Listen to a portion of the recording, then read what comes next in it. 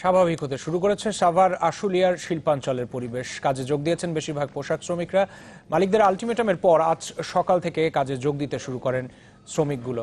তবে কয়েকটি কারখানা থেকে শ্রমিকরা বেরিয়ে যান এমনটিও খবর পাওয়া যায়।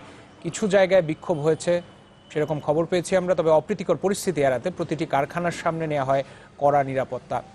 এদিকে সড়ক দুর্ঘটনায় পোশাক শ্রমিক নিহতের গুজবে সাভারের আমিনবাজারে ঢাকা আরিচা মহাসড়ক অবরোধ করে বিক্ষোভ করেছেন শ্রমিকরা। পরে পুলিশ গিয়ে পরিস্থিতি নিয়ন্ত্রণে আনে।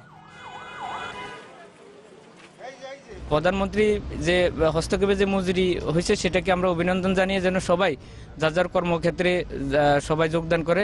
আমরা আশা করছি কালকে থেকে পুরো পরিস্থিতি নিয়ন্ত্রণে থাকবে আর পুরো প্রত্যেকটা কারখানায় কাজ করবে। এই সংশোধিত বেতন কাঠামো যদি না মেনে যদি কোনো শ্রমিক ভাই বোনেরা আবারও যদি কোনো ধ্বংসাত্মক কাজে লিপ্ত হন বা রাস্তা অবরোধ সৃষ্টি করেন, এই জন্য আমাদের ব্যাপক প্রস্তুতি রয়েছে।